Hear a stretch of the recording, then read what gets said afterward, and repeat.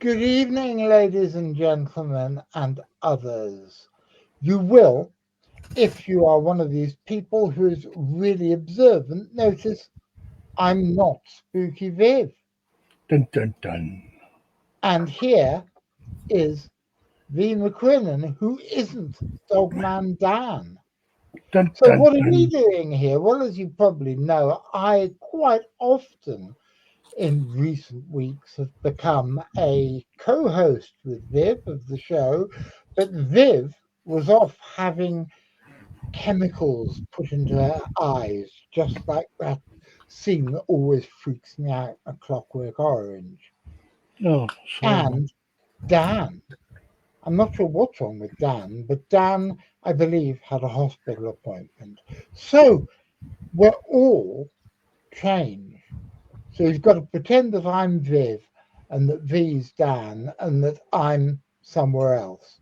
Yes. And so, unfortunately, because I've been locked out of the Simply Spooky StreamYard backstage area thing, we're doing this on my show, and I've never done on my StreamYard account. We've never done it before.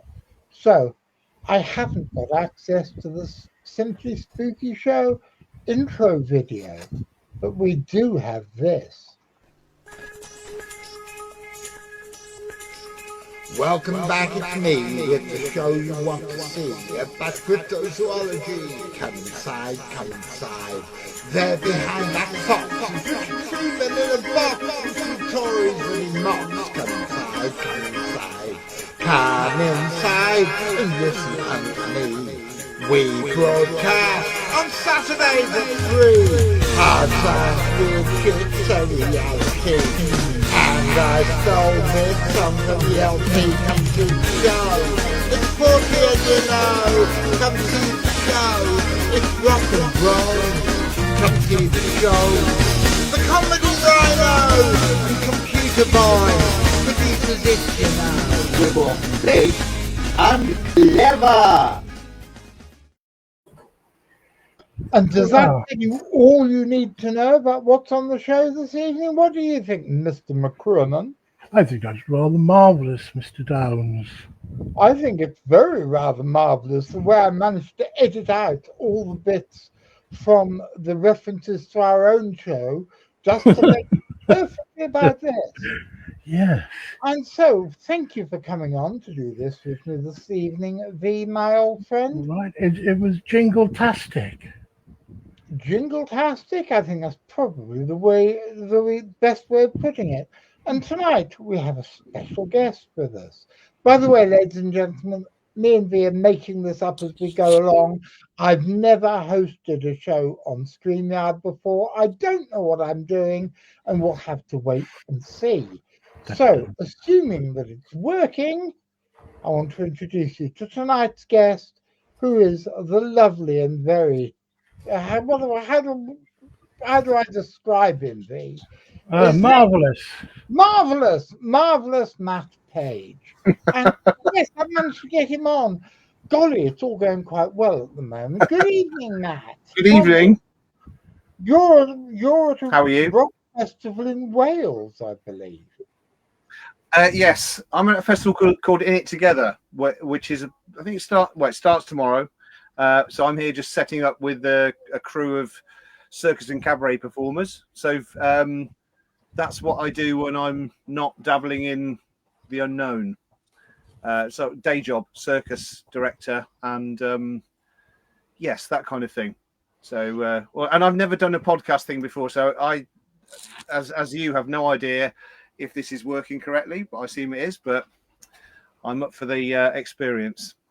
Yeah, I have absolutely no idea if anyone's going to be able to watch it or not, but I am recording this, so it will go up onto our YouTube channel immediately we've finished broadcasting. Brilliant. So it will go up. Everyone will be able to see it eventually if they don't see it now. But hopefully they will see it now. So Richard Freeman, who's an old friend of mine, as you know, he tells me about an event that you do somewhere in the Midlands, isn't it? Or is it up north? I can't remember. I know it's further north than here. Oh, you mean what? Strange Days? No, the one you did earlier in the year. Oh, I do multiple.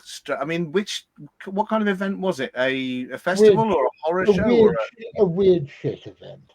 a weird? Oh, he might be referring to the Sci-Fi Weekender, which is fairly weird, but it's not really a full-blown weird Forteana type thing. It's more of a kind of that's like a sci-fi festival, like a convention, but instead of being like a normal convention, it's well known for its entertainment.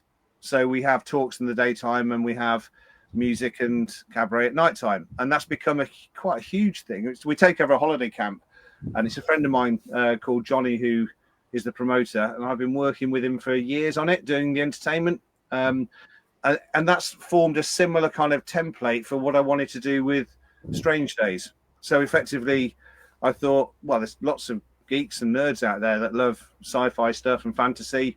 And there's a definite overlap also because some of the guests that I have at that festival, because they do call it a festival rather than a convention, are coming along to Strange Days as well, including obviously Brian. One of the what almost got the ball rolling for Strange Days really was chatting to Brian Blessed backstage at the Sci-Fi Convention event where he booms his voice on stage. As if you ever seen Brian live, then you'll know exactly what I mean. He's a force of nature.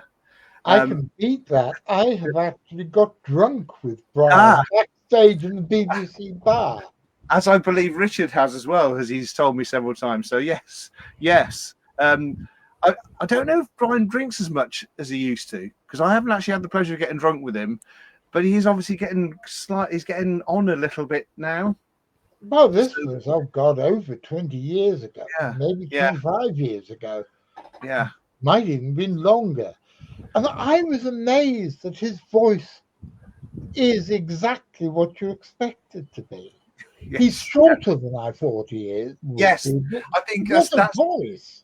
That's the thing. Everybody, you imagine him to be this huge giant of a man, but he really is quite compact. And I don't think it's age that shrunk him. I think he probably always has just been larger than life. But on screen, he appears massive, obviously. But yeah, he's quite. Must be only about 5 foot or something, possibly. Maybe I'm doing him an injustice there. And he was ranting, despite the fact we were drinking the BBC's beer free of charge. He was ranting about how much he hated the BBC. Well, you've got to remember, John, the BBC are just a bunch of bastards. He was being polite then. He was being polite.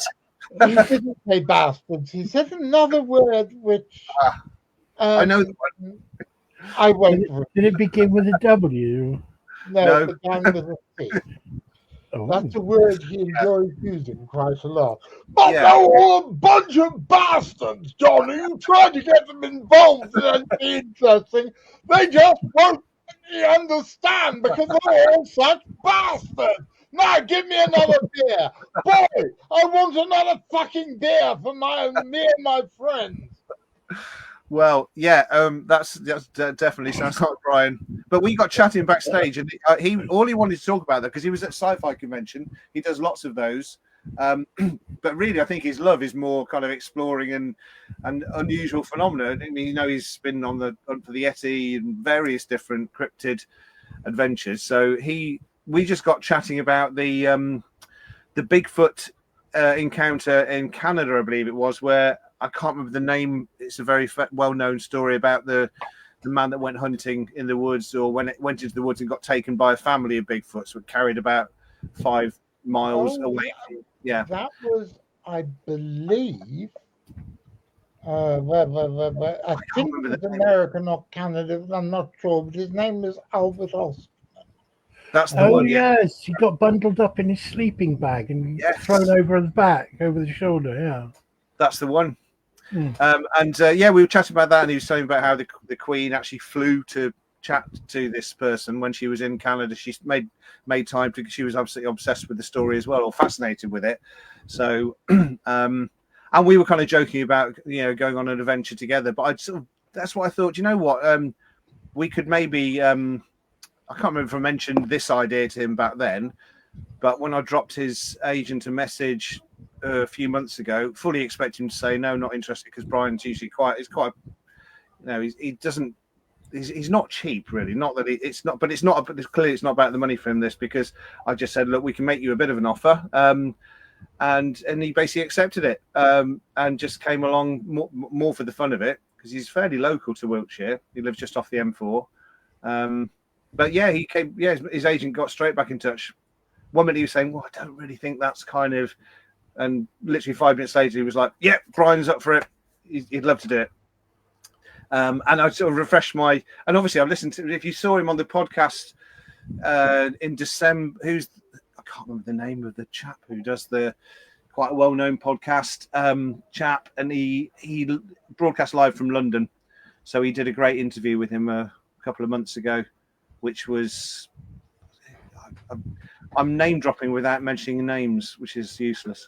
Well, clever. It means, that means that you're not doing it just to try and impress. It's all good. Yeah. No, but anyway, so cannot wait to see Brian in real life, obviously, again, and let him wind up and go. And obviously, so many other people are coming along who have got some fascinating stories to tell, yourself included, especially you. And obviously, Richard.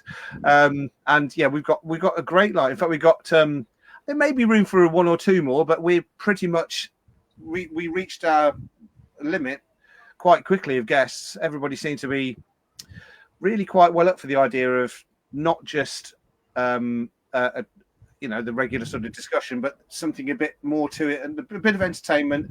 And I think the idea of camping out under the stars kind of appeals to some people as well.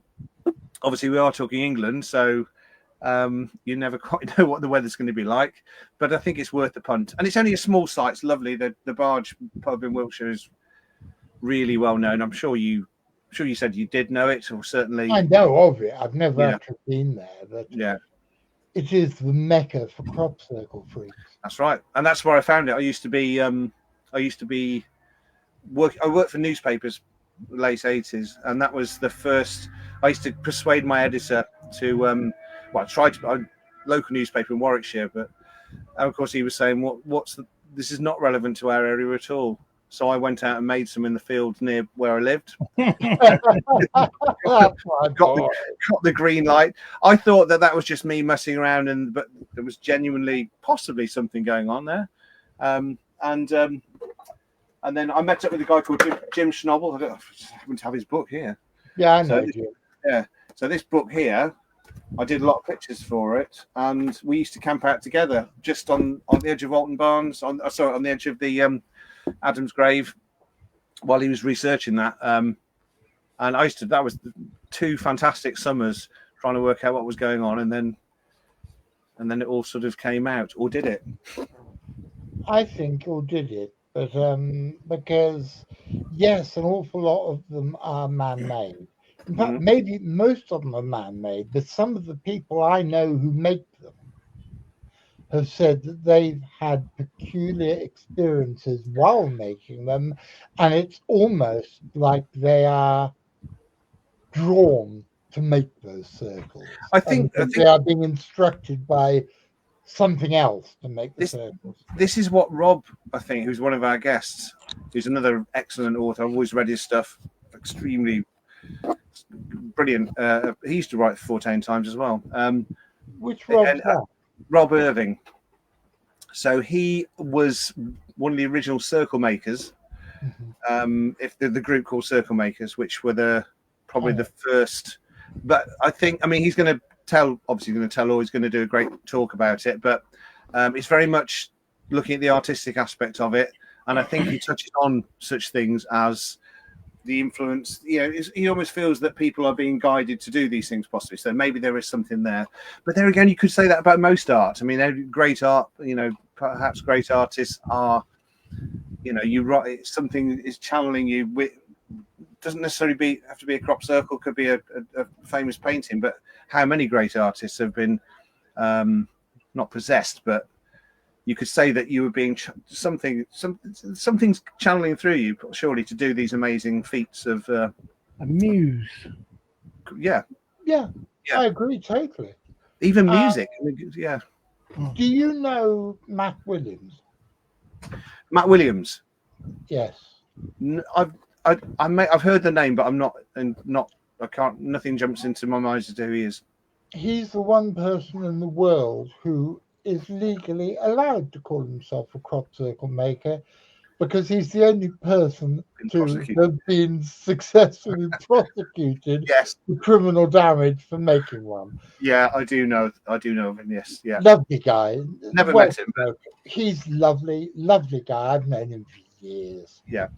And can you hang on a second? On Facebook, I saw my backstage communications team have just come. That's Graham, by the way. On Facebook, I saw Sunshine, but nothing after. Oh, bollocks. Oh.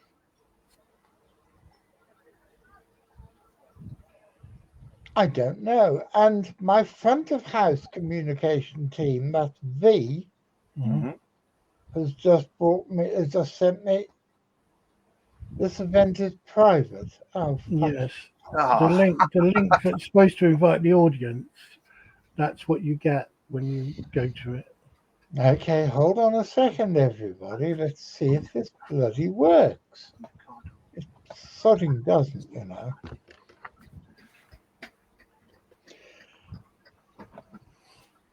I would like to say thank you to my backstage communications team. It's working there now. I can see it. We're on.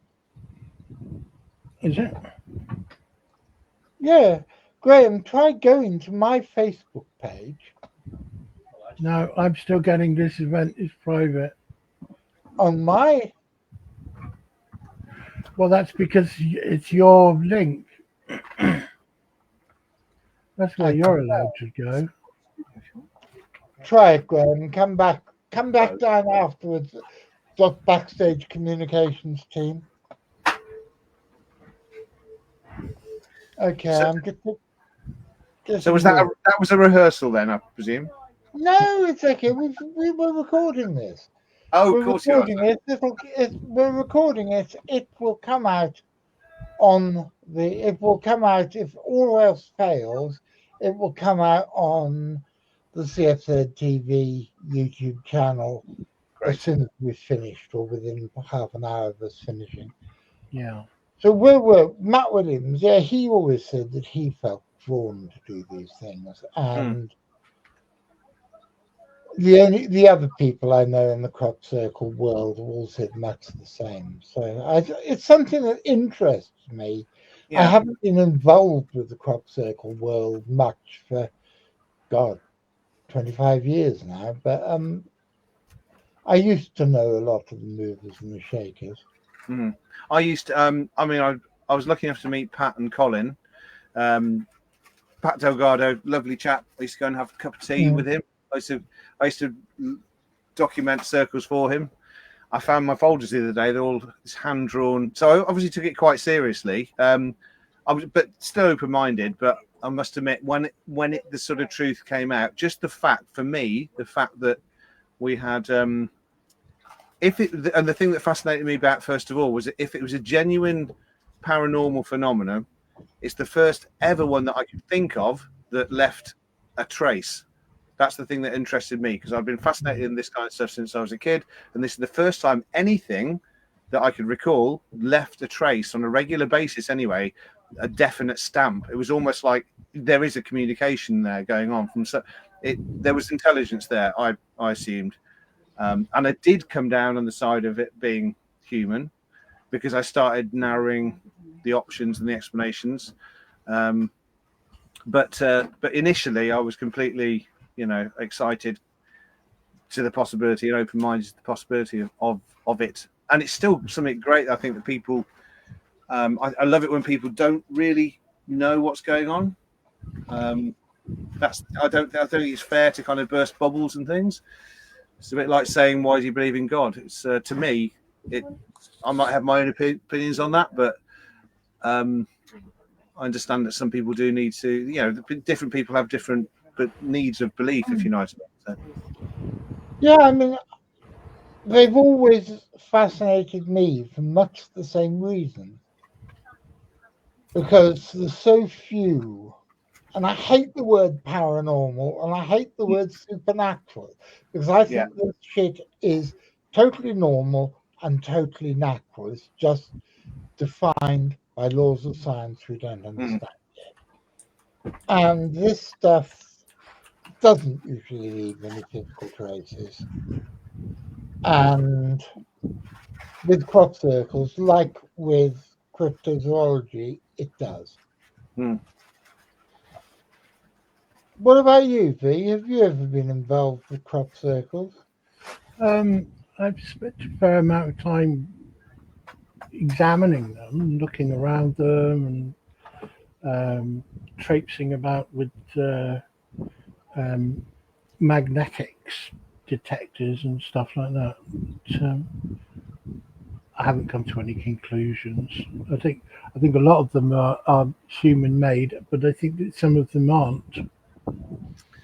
That's the sorry to, I know I've been talking a lot, but that's the thing that I seem to, the more that they are human made, the less chance I think that, in my mind anyway, that there would be anything else making them, if you know what I mean. Even though we don't see them all being made, once you know they can be made, what else would be trying to, if you were trying to communicate, put it this way, would you try and drop a message into an area that was populated by humans that are doing that exact same thing? Or would you not go, do you know, I'll leave them to it over in Wiltshire somewhere, and I'm going to do it somewhere different, in a different way? If you have that capability, because it's almost like hiding it, and why would it? And that to me implies again a kind of playfulness, which, unless these aliens have come over here to have a laugh, I mean, they're going to be, if they are not that they're, I don't think it could possibly be aliens, but just say, for example, whatever intelligence was doing it, it would imply a very playful, human-like nature. The only problem with that is that the first historically recorded example was I think it was 1678, and in those days, no, if you went round destroying people's crops in those days, you were liable to be hung. So I think it's less likely that was a human being that did that. Kids. I mean, I grew up in the country, and I used to absolutely love it when the corn was fully grown, because I would go off with my mates, and we didn't make circles, but we would make mazes and basically dens out of it. And that's what we used to do in the country. So, and it, again, people are entitled to whatever they want to believe, but for me, I just find it tricky to get away from those. It's almost like too much of a coincidence. That's all. Yeah. And I mean, the mowing devil, who knows? I mean, the wind damage, I studied crop damage. I used to. Yes, I mean, you get those circular winds. Wasn't there just down the road from you, John? A couple of years ago, there was all those trees got blown over, didn't they, in a big circle? Yeah, remember that? Yes, and then somebody said, "Oh, it must have been a UFO," and suddenly you couldn't move in the village pub for reporters from the tabloids all coming around. Yeah, it was quite good. I then stood up bar, told them I was an expert, and they all bought me drinks all evening. Yeah, as you do. But they were big trees, weren't they? Because we drove past, and they were massive trees, and a huge swathe of them. All that must have been quite some whirlwind or tornado, or whatever you want to call it. But I think there's so much that happens in the universe that we don't understand. That doesn't mean it's what people broadly call paranormal. I think a hell of a lot we don't understand is some of the vagaries of weather. We don't know what blows down trees in a circle, but some bloody thing did. And I don't think it has to be a flying saucer landing in order to bring us some tidings of goodwill from the planet Zog. But back to what you were saying, Matt, about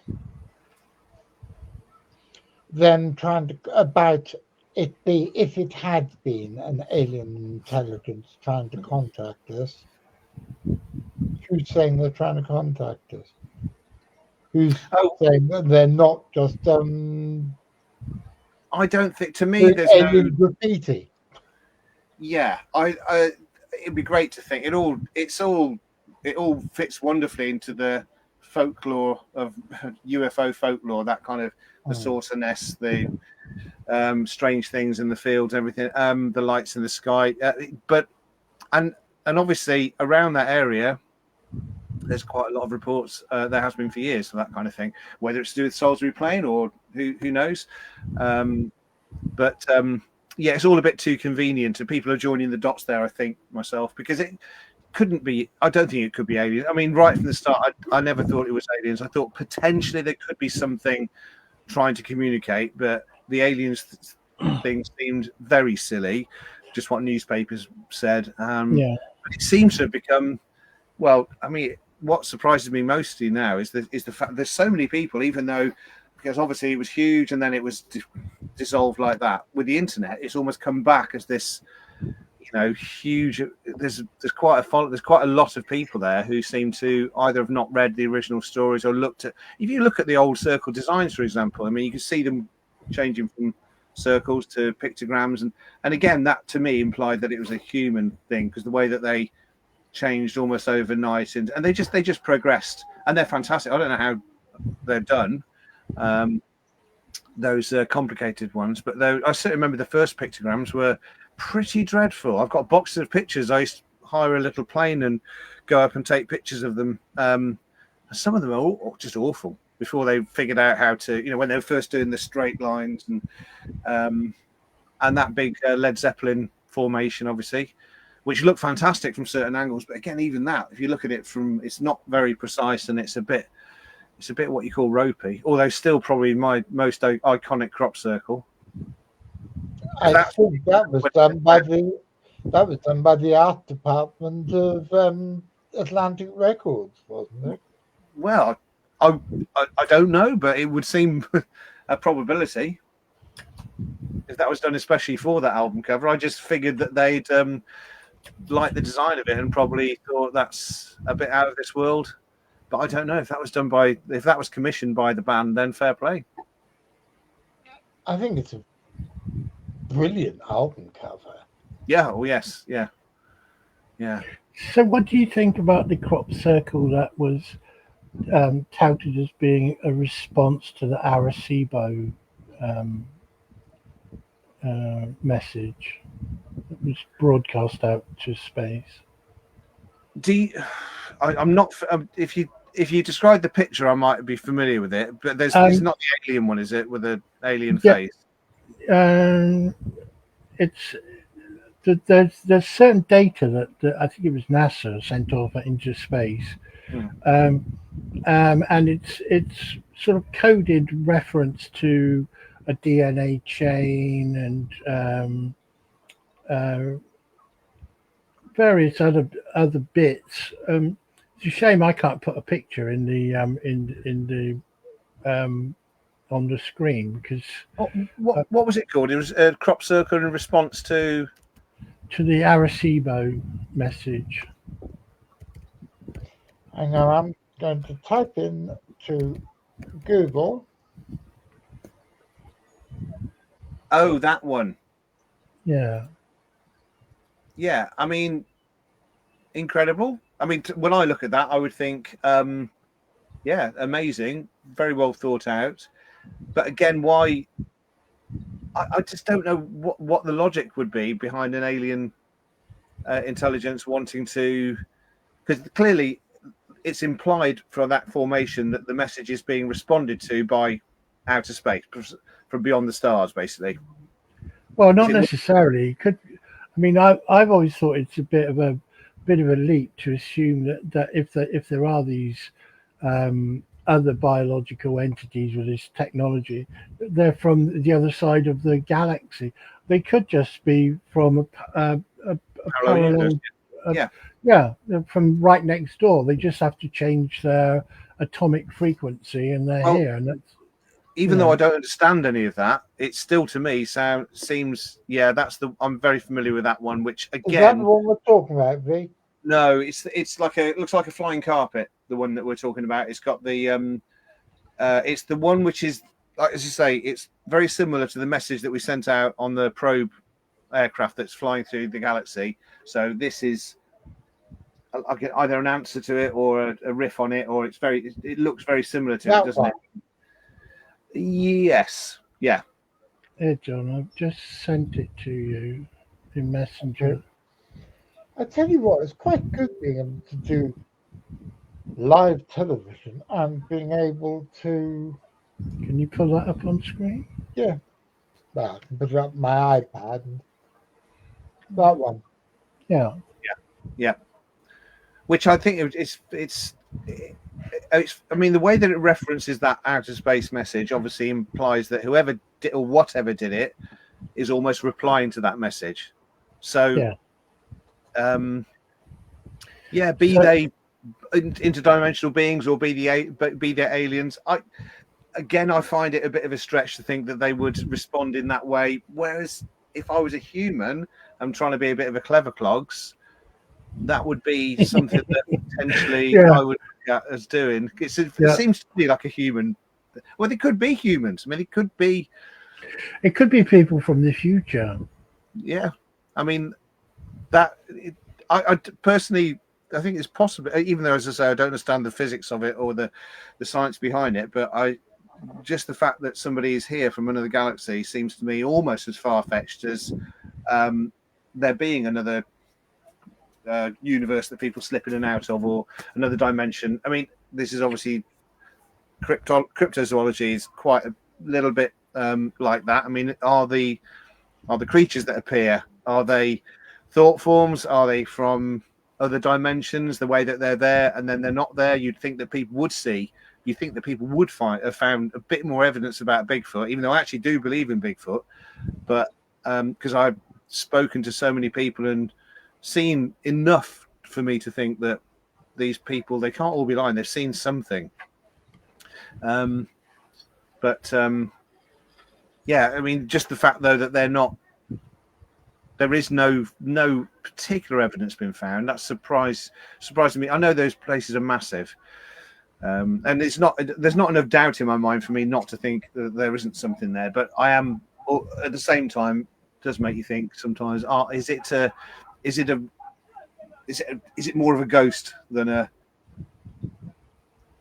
sort of? Then again, what is a ghost? I mean, that could be half a dozen different things, couldn't it? Ghosts, all labelled ghosts because the people that see them don't know about those aspects of physics. You know, I mean, we apparently live in a 12-dimensional universe, and they've just proven that there's at least a sixth dimension if you count time as a dimension.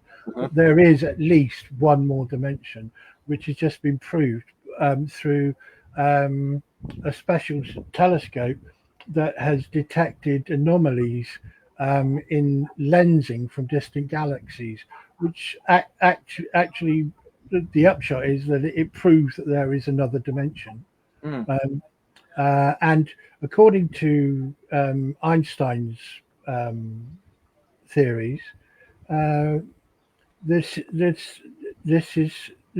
is a likely thing. They used to think that black holes were just really dense collapsed stars that would just pull in any kind of matter and just accrete all this matter. But now more and more of the physics world are starting to get in line with the idea that actually once they collapse, they open up again, either in another frequential universe or in another part of this universe. So that if you went through one and you look back, you'd see a white hole. Right. We've come a long way in 20 years. Sorry, say that last bit again. I said we've come an awful long way in 20 years.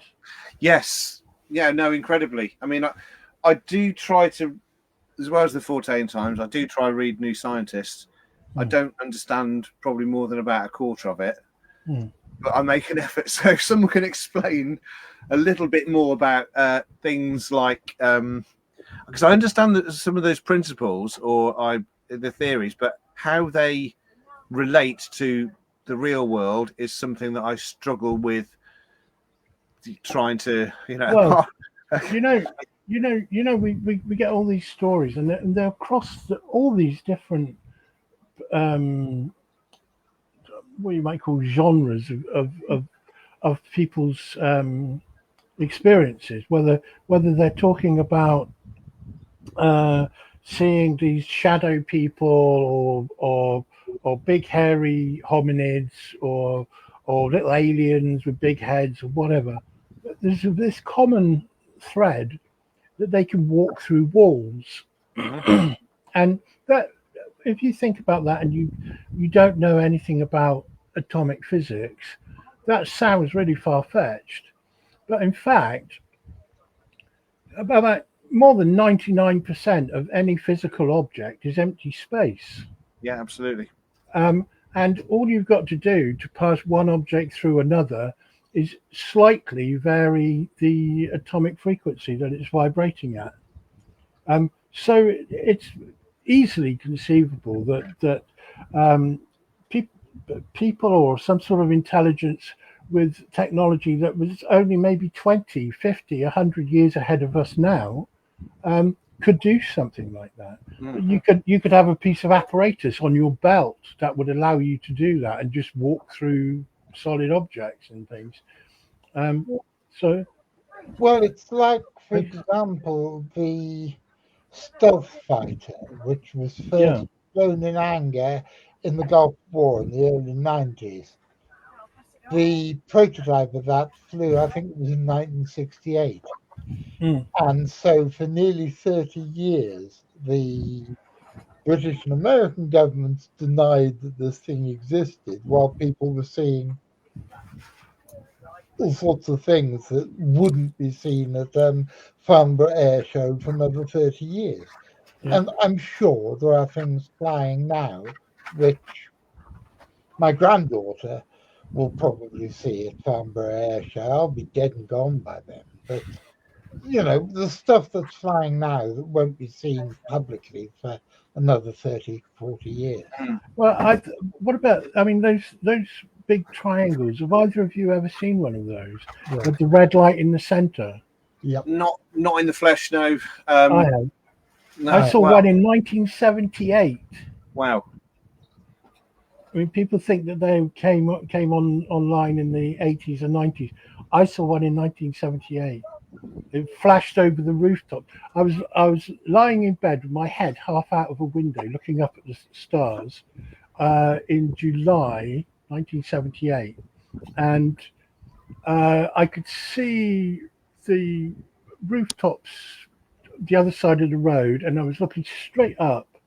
And this thing just suddenly flashed across the rooftops, and it was enormous. But the weirdest thing about it, the two really weird things about it, was it was enormous. It had enormous power, and yet, even though it wasn't aerodynamically shaped, there was absolutely not the slightest breath of wind from it, and not the slightest sound. It was the only thing that told me it was there was that I saw light reflecting off of it as it flitted over. That's strange. The one my late wife and I saw, and this is quite funny, it was in my garden. It was over my garden. And it was at the Weird Weekend in 2006. And we were sitting at the table in my garden underneath the trees with Nick Redfern and Larry Warren. Larry Warren is one of the guys who saw the Rendlesham UFO in 1990. Maybe it was because they were there. Yeah. But Nick Redfern was so drunk he didn't see it. He was pissed out of his brain, strumming away on my guitar and singing anti-Nowhere League songs. And my wife was saying, "Now shut up, Nicholas. That's enough of that, dear." And then I'd taken the guitar off him because he totally missed the fact that a triangular UFO flew over the garden and he didn't see it. But it made a noise like a vacuum cleaner 3 or 4 rooms away, a slightly sort of faint hum, but that was like it. an electric buzz. Yeah. Like that sound you get sometimes when you go under a transformer on a bicycle, and you can hear it slightly crackling. Yeah. Well, I think that speaks to the fact that it's got incredibly high voltage. It's functioning with incredibly high voltage. I'm afraid my UFO is a little bit less spectacular than those, but it was certainly completely. It just didn't. It was a blustery evening with clouds scudding across the sky, still fairly light, but getting towards sunset. So it was sort of dusk. And I saw this sort of like an orange peachy diamond. It was probably looked about a mile away. Little flashing light on the bottom. It was a disappointing UFO, to be honest. I remember looking at it going like, well, I used to crew for a hot air balloonist back then, and all I could think of it was acting or moving at the same speed as a hot air balloon would, but it was going against the wind in the conditions that a blimp or a hot air balloon just wouldn't fly in. And I just watched it for about 10, 15 minutes. Called up a friend of mine who came and watched it with me because it was just literally around the corner from my house. And then eventually at the end of it, as it was going out, I jumped in the car to try and follow it, but I lost track of it within about a mile. It didn't go very fast. It was just drifting, but I have no idea what it was because I still have no idea. But weirdly, I was watching one of those terrible sensationalist UFO programs maybe 3 or 4 years later, maybe 5 years later, and it was all this clutter of that guy's voice that just can't stand it. Makes you just go, I'm not going to believe any of this codswallop. And then obviously you got a load of stuff on there with people just talking rubbish. And then this guy came with subtitles from China, and he was describing this thing, and he put this video on, and it's exactly the same thing that I saw, and I was like, wow, that's. So lost amongst all this clutter of sensationalist nonsense that kind of, for me, ruined UFOs way back. Because I remember before there was those terrible programs, and I was fascinated with them. The UFO report was, something was it Timothy Good that wrote that or something, and got into it through book clubs. Above Top Secret was that one? Yes, I've got that. Yeah. And it was kind of, there wasn't that much material, but you'd have to go out and buy it, read it, and find it. And I went to Roswell to talk to people there.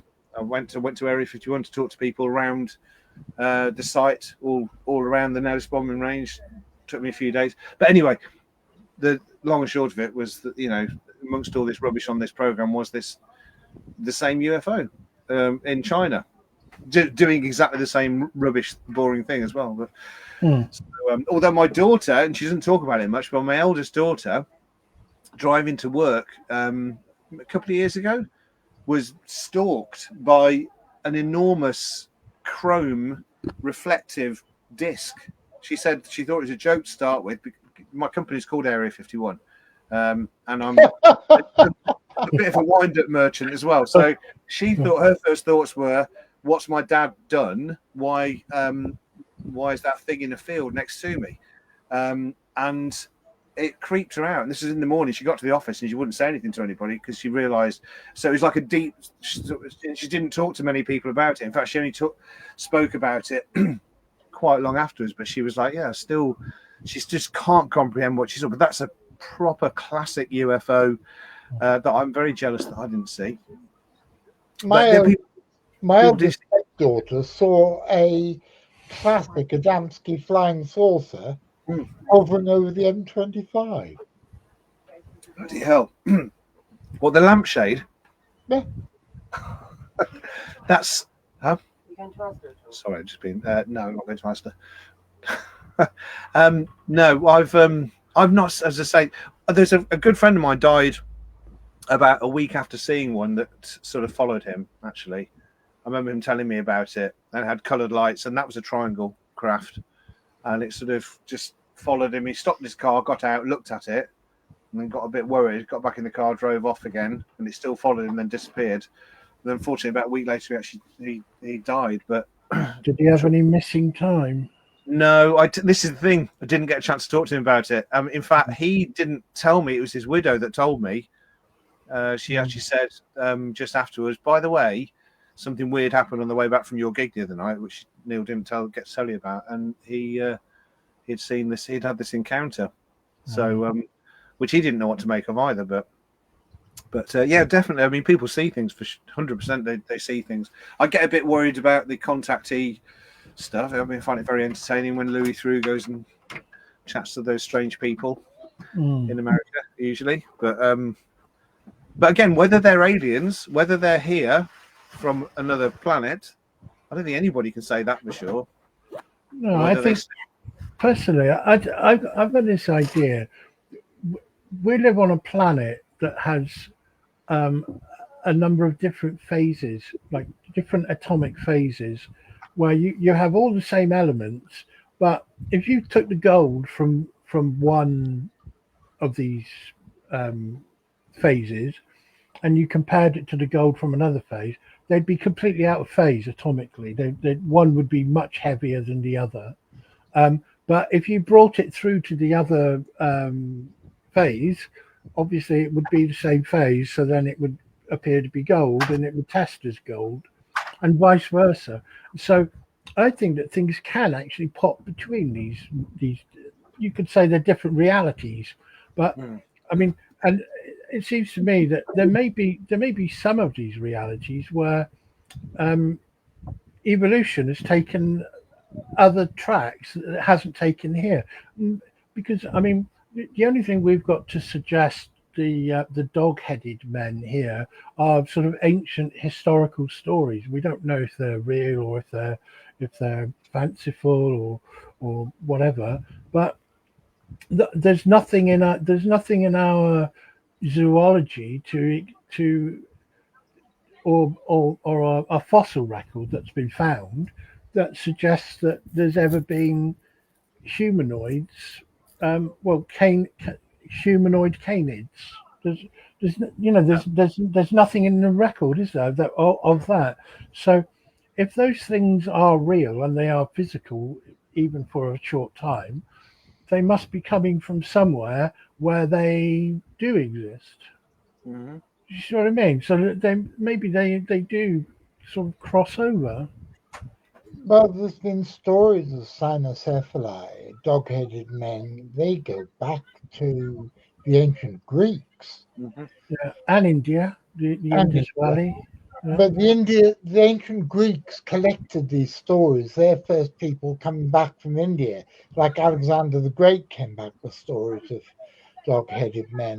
Mm-hmm. And some cryptozoologists believe that Greek explorers got as far down south as Madagascar, where they did have giant lemurs with skulls with snouts that walked upright. And other people have claimed that this is encounters with giant baboons that walked upright or semi-upright. But some of the stories, going back forever, are stories of creatures that were people that could communicate and had human emotions. The most famous one being St. Christopher. Everybody has had a St. Christopher medal on their car or whatever, patron saint of travellers, but he was supposedly a dog-headed man. He's not shown as one on those medals, though, is he? He's not shown one, no, because the medals are Catholic medals. If you look at the Eastern Orthodox, what are they called? Icons of him. Yeah. Most of them do have him with a dog head. Oh, didn't know that. No, I had no idea. That's a bit more interesting, though. They didn't tell me that story at school. I'd have probably paid more attention to it. A friend of mine who's a Sikh told me about this ancient Bhagavad Gita story. Goes way back, and it was about this dog-headed tribe that were employed by an Indian king to build an island. And they allegedly built this causeway. Then they went out on this causeway and they built an island with a palace on it, and then they removed the causeway. And the island is still there.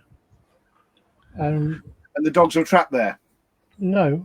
No, they just went back to their culture. And I didn't. So I thought the story was that it was a tale of. I thought you said that they built the castle on the island and then they sealed them off there. But no, they were employed. No, because they had a friendly relationship between. That's the same with most of these cynocephaly things. Is that you have ancient human civilizations that have friendly relationships with these cephaloids, whatever you call it. Yeah. Now, I was in a bar in Nevada about nearly 30 years ago. And I was at a UFO conference I didn't want to go to, but I did it because they paid me. And everybody else from the conference went off for a visit to Area 51. I couldn't be asked because there was this girl I fancied worked in the bar.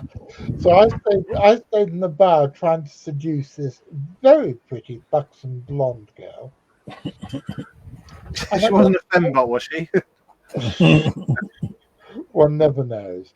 I then got talking to this bloke in the bar who told me that in the Nevada desert, just on the border with Utah, there's a little hamlet. I can't remember what he called it. Not Rachel. Rachel? No, I don't think so.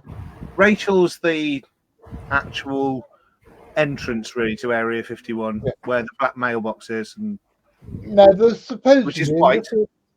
There's a little community. Yes, that's weird, isn't it? Nowhere that has dog-like heads. Oh, okay. Oh, I went to the little ale inn, which is in Rachel, and I spoke to some quite extraordinary people there. And then I found my way to the actual perimeter fence, and there were people in a Jeep on the top, and you could hear them reading my license plate. And I wanted to. I actually didn't even take a picture of the sign because it said you can't photograph that area, which I'm still very good. I think I'd snapped a little one a bit far away. But I wish I'd had the because they said to me, the people that told me how to get there, it's not hard to find. The people in the bar there said if you do go past there, if you do flip around, you will be taken into the base where you'll be detained for 2 or 3 days, and they won't make it pleasant for you. I mean, nothing bad will happen, but they'll get you back for wasting their time, as it were, and you probably won't be allowed back into the US either. So I didn't really want to. America. Yeah, yes. I mean, it's probably slightly worse now than when I was there, but you'd be tariffed to buggery, wouldn't you? Now, yes. I could see it coming though. I did a gig in America last year. They flew us over to this hotel for a 2-day gig.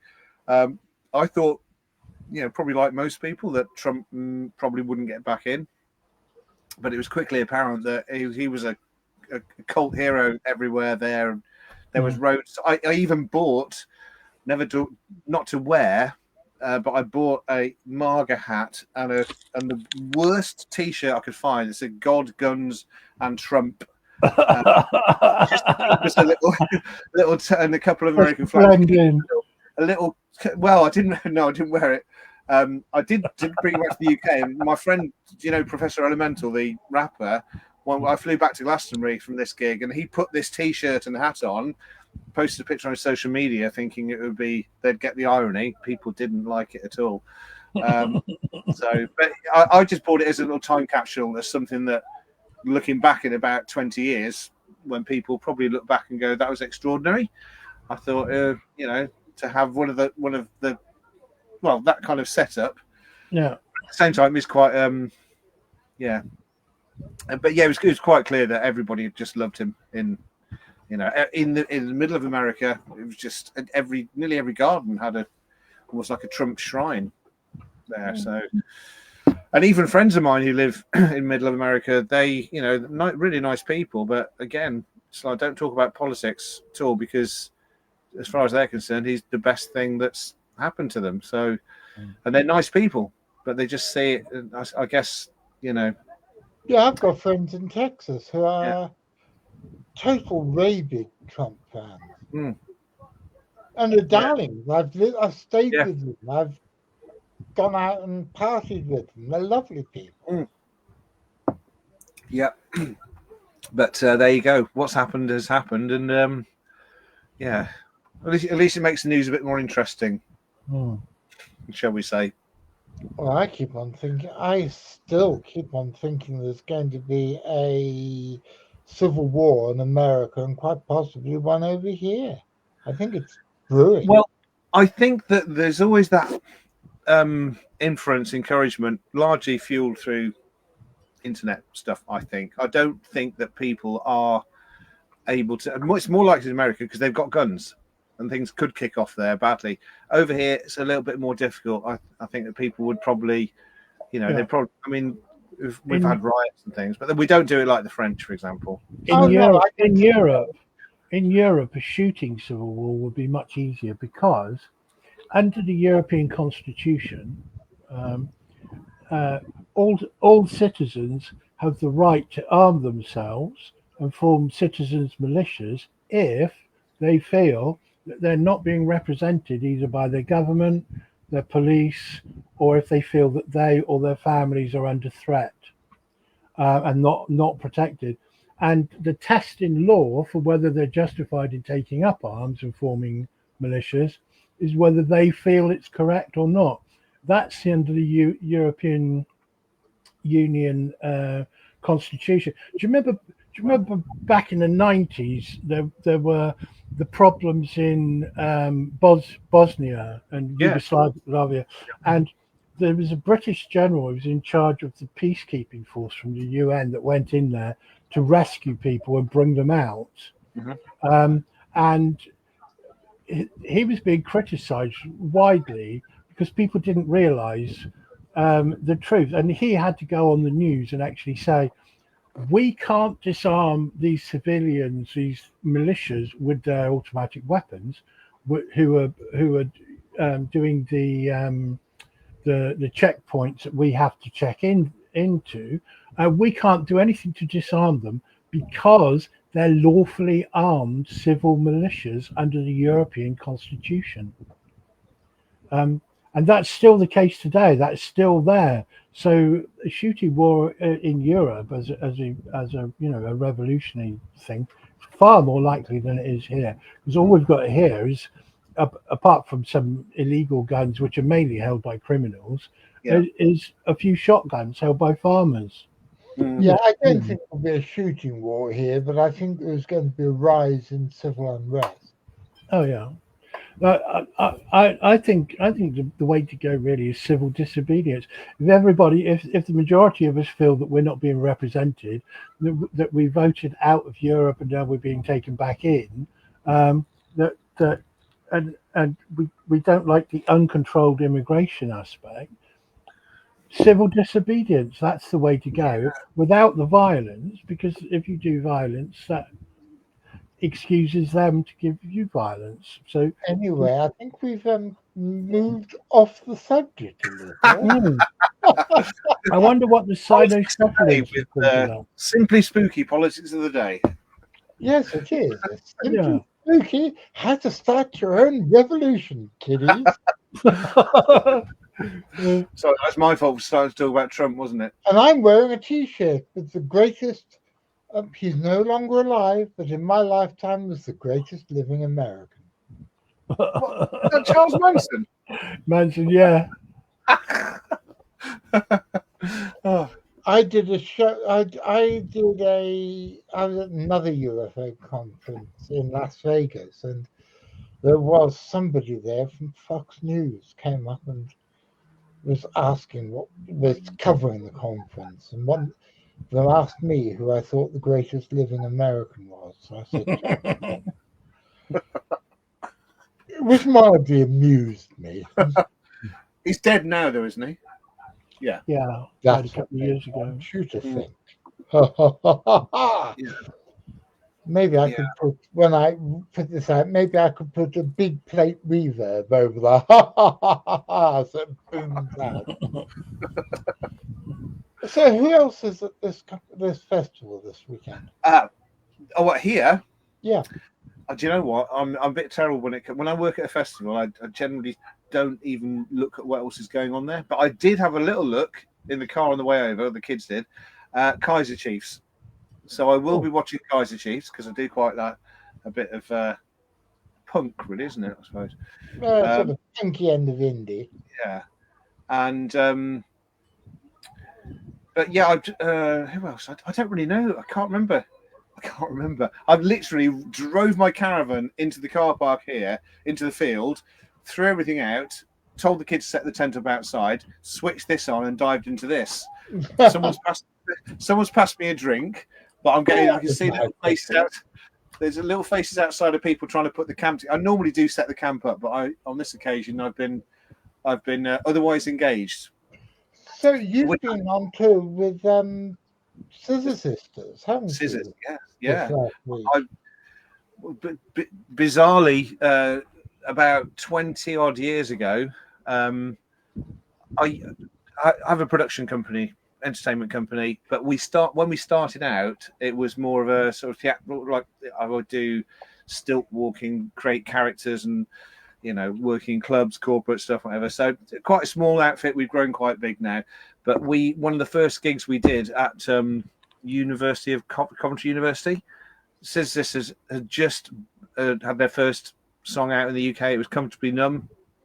I hadn't heard it, but we basically were dancing around on stage in front of this new band that nobody had seen before.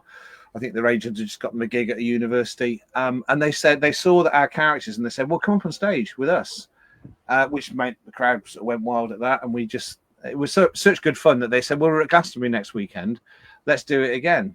And we were at Glastonbury as well. So we we basically for the next 2 years, we sort of toured with them. So they were doing obviously they're doing the sensible stuff, and our job was to animate the stage with ridiculous. They always have a ridiculous finale. So I was usually the Yeti because we made a lot of sort of fantastical monsters as our characters. So I was usually the Yeti, and we had aliens, mummies, all sorts of things used to come on stage at the end of their show. So we did a couple of tours with them. We made some big characters for the band of them.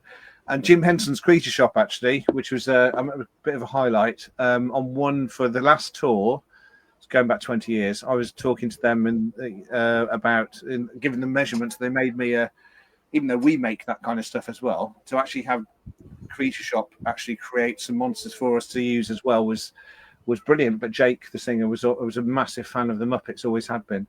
So I got to play around as this giant Muppet, which was, as I probably mentioned the other day, quite a Fortean thing itself. Just to keep on the subject, Jake and in fact Anna knows a lot of people who swear blind that they've seen Bigfoot or been attacked or thrown and things like that by Bigfoot. She used to go up into the mountains, but Jake was fascinated with that kind of stuff as well, and he was particularly fascinated with this story about a girl who had a lump on her arm, which she didn't know what to do with, and it got bigger and bigger. And when she got older, I think she was probably teenage years or something, they eventually cut this, what looked like a cyst on her arm out because it was getting bigger.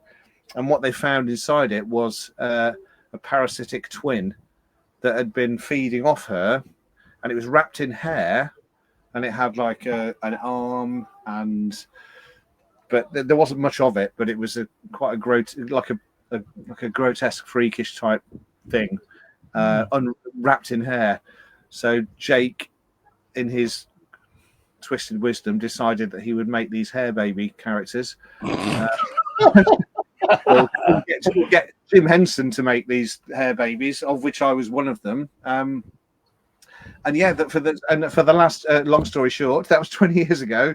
The Scissors kind of reformed for a tour just the other, gave us a call a couple of minutes ago saying, I'm like a little bit too old to do this now. I don't dance on stage anymore like a lunatic.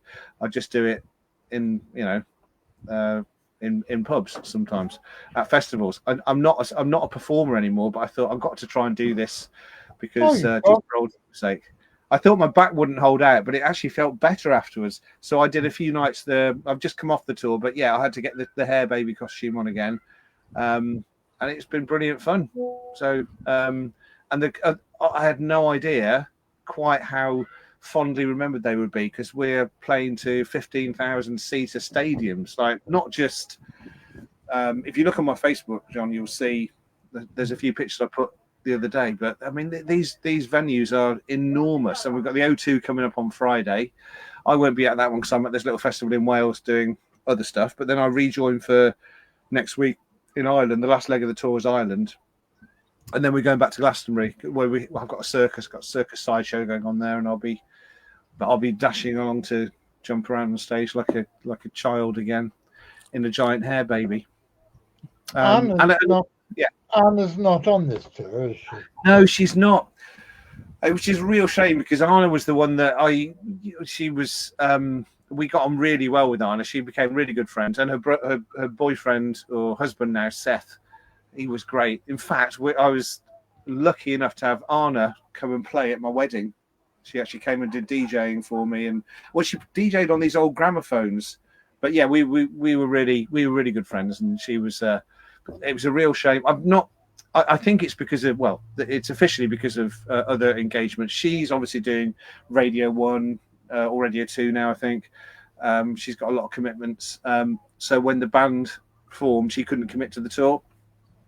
But I'm certain there's no big fallout, because I mean those guys, they're all such nice people. I can't believe there'd be anything more to it than that, but just other commitments. She's been busy building a profile up over here as a radio DJ, and she's got her own shows. But I'm hoping that she'll come to Glastonbury. That would be amazing for her to turn up on stage there. Oh, that would be lovely. Yeah, which would be the sensible thing to do. If I was her and that was the situation, I'd be like, yeah, I can't commit to the tour, but I'm going to be sure as hell up at Glastonbury, because that's these arena shows are incredible. I mean, when you look out there, it's like looking at the Super Bowl or something. You've got thousands of people. I mean, it's not that big, but it looks that big when you're on a little stage. But the issue is that everybody's seated this time. So even though they stand and dance around, but they can't really move anywhere. So you don't. So I'm looking forward to Glastonbury, which is going to be, the crowd is going to be right up to the stage, and it's going to be, that'll be fun. So yeah, I'm far too old for that kind of thing, really, but I have been enjoying myself doing that. Oh, I don't think you're ever too old to dress up in silly clothes and twat about on stage. Have a look at my Facebook pictures and see the hair baby. I mean, it'd be great to get that on. Great to get that at Strange Days, actually, but I think that'll be probably gone back to America by then. Hang on, I'm going to see if I can. There's a few pictures, and there's a couple of videos there of me, I think, eating one of the dancers on stage, or one of the singers, sorry. Eating one of the singers? Yeah. There's some of me as the TV head. I'm halfway through the show, I run out with the television on my head. Yeah, that's me I'm the purple one, so that's Jack in that one. But yeah, that's me alongside one of the costumes. Yeah. Yeah, and you can see that if you keep scrolling, you'll see that's the TV head. So I run around as one of those as well.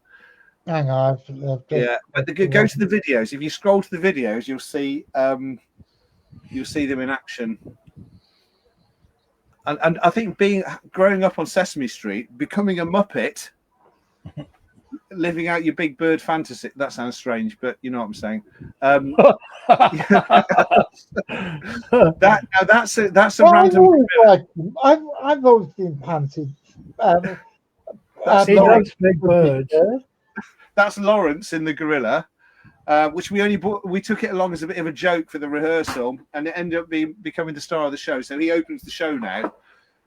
He comes on stage when Blondie song's playing, and then rips the curtains down, and then the band start.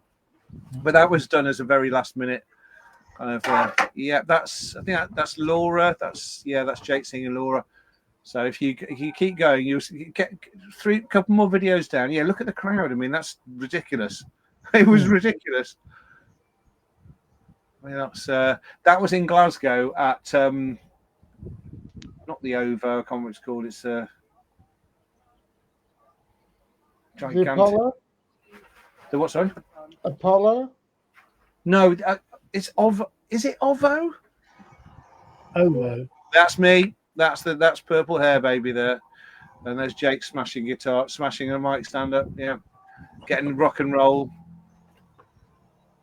Yeah, so that is my life at the minute. And you're saying that you were apologising earlier for having a day job. For fuck's sake, what a brilliant day job! Yeah. It's not all like that now, though. I mean, I'm pointing people in the right direction and what to do, making the shows. But it was nice to get back into a costume. Show the youngsters a trick or two. I think that's brilliant. I think that's utterly brilliant. So we've been talking about the biggie, which is the Strange Days in. Yes. When is it? September, isn't it? Yeah, 5th, 6th, and 7th of September. So that's. How do people find out more? How do you find out more? Yeah, I know about it, but yes, how do the boys and girls out in viewerland find out? You would need to go to the website, which is strangedaysfestival.co.uk, and all the information is there. So tickets are very reasonably priced. In fact, they're selling quite well, so I could have put them a bit higher. £100 for the weekend, and that's with camping as well. It's at the Barge, which is a very famous venue, as we mentioned, for Crop Circle. It's Crop Circle Mecca, and it's just a really, really beautiful place. Countryside's amazing. It's not caravan club, so if you're expecting that level of camping, it's not. It's more like a festival. In fact, it's like a little festival every weekend. People go along, and there's always live music on. Usually quite folky stuff, but we have a few festivals there a year, and even though I don't live anywhere near it, it's become my local pub. So whenever I've got a spare weekend, I'll take the caravan down there and help out with the camping. And I've wanted to do this for a few years there. So, and the feedback has been fantastic. Obviously, Forteana Times, I'm a huge fan of that, and they've been really kind. They gave us a full page advert last month, which this month I've still yet to go out and buy a copy because I've been on the road, so I need to find a copy. And you got Ian, what's his name? Ian Simmons. Yeah, because Ian we Simmons. also know another Ian with Ian S as well, and I got them mixed up. You got Ian Simmons. We've got Ian. Speaker. Ian Simmons is coming. I'll give you the list of names. Ian Simmons, Paul Bestall's coming, Mysteries and Monsters podcast. Peter Laws, another, he does the Into the Fog podcast. Oh, he's brilliant. I like Peter. Christian Jensen Roma, who CJ's Borderlands, that's his Facebook page. He's an author as well, obviously. Rob Irving, Rob Whitehead, paranormal researcher, obviously yourself, John. Justin Chubb and Tim Downey, Folklands podcast. Richard, Richard. Richard Freeman, yes, of course, yeah. So, is there any way of attending this if you say you're riddled with arthritis like me and you can't do tents? Is there any way you can get a caravan down there or a room? Well, no. We've actually sold out. That we did have some glamping tents there, but unfortunately they've all gone. The rooms. There's only 3 rooms there. One's for my dad. one's for John, and one's for Richard. So they were gone at the start, and then we have there's about 6 glamping tents there, which unfortunately they've all gone as well. So it really is a case of either a local Airbnb, of which there are some around there, or tent, or if you can borrow a caravan or a camper van, obviously you can park that up there as well. So it caters for everybody, but it is very much it's limited accommodation wise mostly to camping. So I mean, we are still looking at the possibility of day tickets as well. So at the moment we're selling the full tickets. I think a few people are buying the tickets and not camping, but most people are obviously taking advantage of the camping. But if there are spaces left, then possibly we will be doing some day tickets to people who just want to come along for, the daytime stuff, or not, who don't want to camp. But because it's a fairly small venue, really, we can only really take about 350, 400 people maximum.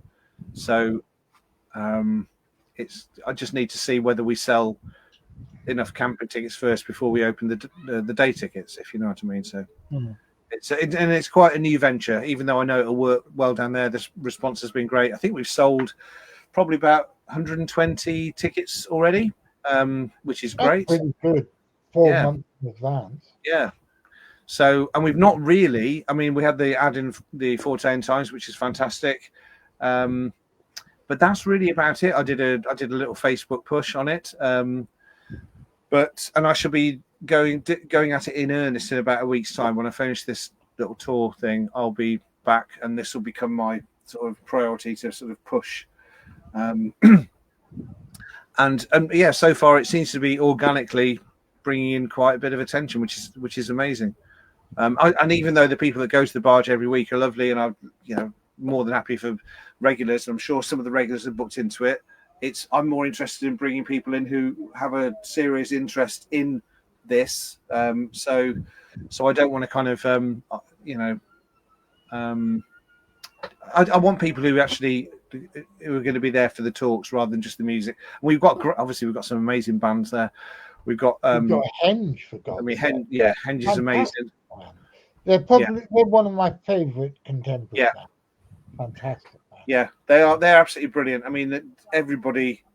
I mean, they themselves are worth going to see for this weekend, really. So, I could just put them on. Could keep it simple, just have Henge on, and probably sell as many tickets. But I really want to, make this about more than just the music. So, and the other things we've got. I mean, obviously, Paddy. If you know Paddy Steer, he's incredible. He's actually supporting Henge at the minute, but he's brilliant.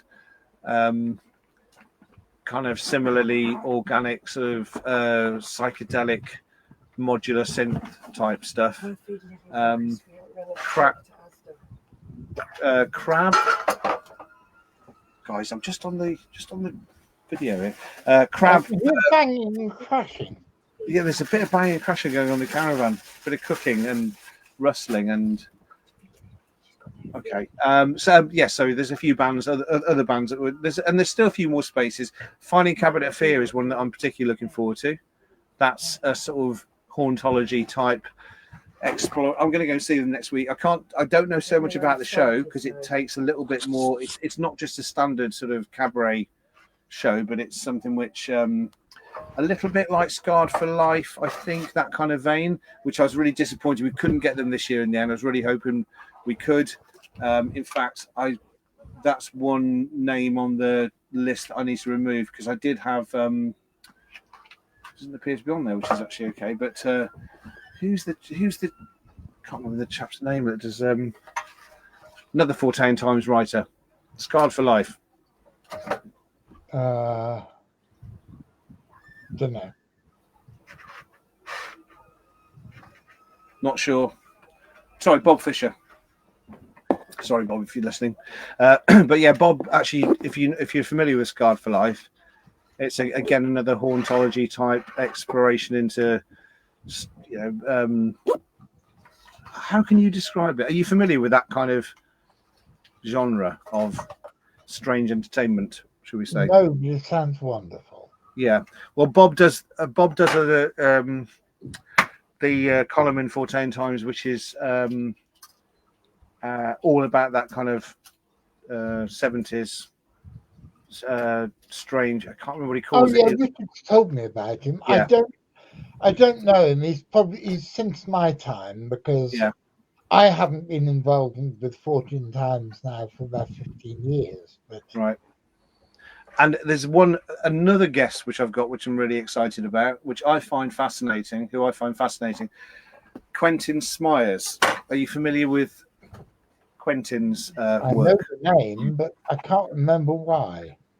He is sort of a YouTube phenomena type thing. He put a video out a few years ago of, I think during lockdown, strange looking, slightly open university, sort of hippie type, spectacled, very strange wig, plays a strange instrument with bird boxes coming out of it. And he has if you've seen Picture Box, you remember Picture Box from the 70s with I do.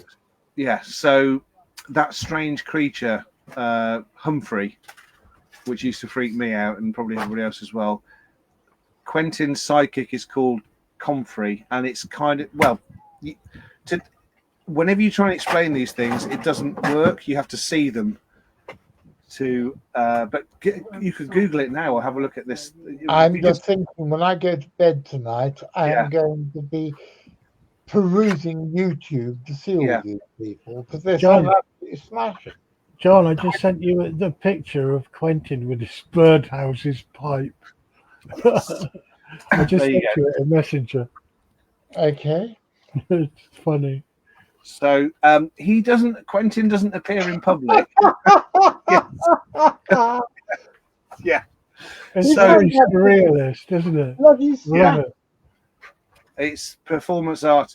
It's brilliant. He doesn't appear in public, but what he does do is something called QTV, which is kind of look back through for this kind of alternate reality 70s, badly remembered 70s vision of, if you like, public service broadcast, that kind of thing, and just old kids TV programs that were a lot scarier than they should have been, for reasons that no one's ever explained to me why kids TV in the 70s was so disturbing, but it genuinely was. Which I'm very thankful for as well. I mean, I remember the changes, but do you remember the changes? That was it was kind of like a post-apocalyptic thing where at the start the girl lost her family due to technology went haywire and stopped, and you were basically thrown back to the Stone Age, and she went off on this journey, ended up discovering this glowing rock inside a cave in Forest of Dean, who was actually Merlin, the magician. But it was just quite a dark, weird. Well, I used to love it, but it was. That sounds fantastic. Yeah. No, that must have passed me by. Yeah. What year before you came back from Hong Kong? No, I was in England all the way through the 70s. Oh, okay. Well, I came to England in 1971, so. Yeah, this was it was 1970, maybe 1974, actually, I think the changes was. Because I watched it, I mean, we got a colour TV in 1973. But anyway, I digress. No, how that missed me, I don't know, because I'm the right sort of age for it. If it had been in 77, 78, I was off playing guitars and. Well, it was before Children of the Stones. It was before that. It was kind of probably around the same time as Escape into Night, and the Moon Stallion. That was another one which is again very dark, about the blind girl who lived near Uffington Whitehorse back in the Victorian era. She was blind. This horse kept appearing, and there was this really threatening stable master that used to, terrifying bloke, and they were always doing rituals. And I can't even remember the full story, but I remember as a kid going, "What's going?" It was as folk horror as you could get from a kids' TV program. The Moon Stallion. And I think I had to get a copy from Germany, and I haven't actually watched them all again, but it's So it's a German edition, but it was still English. But for some reason, I had to get it from Germany. Right. But it's definitely. I think that gave me a fascination with Uffington White Horse as a kid, and I think my Standing Stones obsession came from growing up in Wales, just in a place called Gilwern, that had a granite pillar of rock. That it wasn't actually a standing stone; it was a quarry, like an ancient. I still don't know much about the quarry, but for some reason, the quarryman had left this 20-foot pillar of rock I could see from a bedroom window, and it's overlooked the valley. And there was another one lying next to it, which was, and there was a story about it being the lonely shepherd. Quite a brutal story, actually, because he was a wife beater. And anyway, long story short, he got turned to stone and was forever stuck on the top of this, overlooking my bedroom window, which is quite handy. So I wasn't scared of it, but I used to revere it. Like when we'd drive past it, and I would just have to avert my eyes from it. I just couldn't look at it. But in fact, the first thing I did when I got my car, I lived in Warwickshire, was drive and spend the night on that mountainside, and then woke up and walked up to it, took some pictures, which are with my black and white photography press when I was working in press. And and it's still an amazing place with a terrifying tale. But the lonely shepherd. Bluestone area. No, it was Gilwern, which is near Abergavenny. So right, okay. The Clwydach Gorge or something. But it was a lovely. I moved out when I was about 6 or 7 years old, but just enough to terrify me for life, or to give me a respect for standing stones. And I still drag the family to as many as I can. Well, gentlemen, we've got 3 minutes left. And there was us. There was you saying, well, is there going to be enough for me to talk about? And there was me and V saying, well, I'm sure we'll be able to fill it somehow. I've not let you get a word in, really, have I? It's been great. It has been great. And we'd like you, please, to come back onto our show, our normal show on CFZ TV, and we'll carry on talking about That'll be it. a pleasure. Yeah. Let's wait till you've got this thing and the Scissor Sisters tour out of the way, and then come on, talk to us again on the other channel. I would love to. Yeah. But Matt, it's been lovely having you. Before you go, I'd like to say thank you for, even though I can't attend, thank you for putting that festival on, because we do need more Fortean events like that. Since Word Weekend South folded some years ago, there's been like a big empty spot. We've still got Word Weekend North, but it's not as long, and it's not quite the same. And I think it's wonderful that you're putting that on. That's great. And in fact, I like the fact that you're doing it at a camping place. Do you remember, John? I was making suggestions some years ago that we should take over a campsite and for a Weird Weekend, to turn it into a proper festival. And it looks like Matt's done that. So I'm really chuffed to hear about all this. No, I'm glad to hear that, because obviously, I just hope I can do it justice, because I did speak to the guys at Weird Weekend and said, do we want to? I was happy to collaborate. Same with FT as well. I remember. I'm happy to work together or alongside or whatever. But the response has been great. Everybody's been so keen to get involved, which is brilliant. The public seem to enjoy the idea of it as well. So, and all I've got is exactly what you just said. People just say they love what's going on, but this is another thing that they think they could embrace. So I just hope it doesn't rain. I can tell you in the last 90 seconds, why we didn't have camping at the Weird Weekend, or not too much, because my dear late wife said, you only want to have that so you can fill it with your stupid fucking hippie friends. Yeah, that's Karina. And the answer was, well, yeah, pretty much. I'm not sure she'd approve of Marge then, but... Oh, she probably would. She was just in a bad mood that day. No, she probably would, as long as there was somebody else doing it. Yeah. Because she knew that I would end up having my garden full of tents and a load of people in her kitchen talking esoteric bollocks. Mm. So, boys and girls, thank you, Matt. It's been a joy to have you on, and we will do it again on CFZ TV very soon. Considering that we only made up what we were doing this morning, I think we've done pretty bloody well. Yeah. And I hope out there in viewerland, some of you will be able to watch it. But if you haven't been able to watch it, you will be able to watch it on CFZ TV. So bye-bye from me, bye-bye from him, and bye-bye from everybody. Yes. Good night. Bye.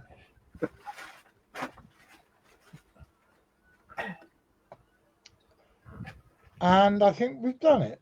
No, Brilliant. Thank you so much.